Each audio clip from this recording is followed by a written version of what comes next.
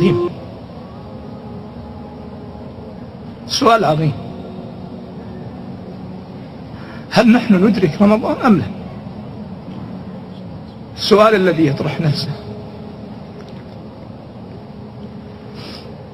هل أنت تدرك رمضان أم لا؟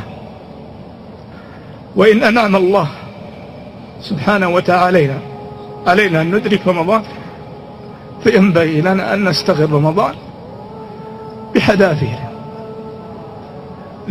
لأن غيرنا من أهل القبور الآن الذين كانوا معنا في رمضان الماضي يتمنون أنهم يخرجون من القبور يدركون ليلة من رمضان. فإن أدركنا رمضان وأنعم الله علينا أن ندرك رمضان، ألا تعلم أن أناسا يتحسرون من أهل القبور الآن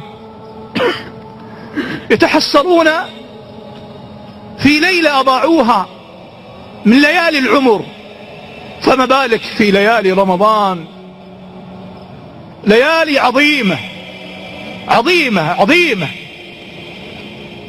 ما يعرفها إلا من فقدها، ما يعرفها إلا أهل القبور.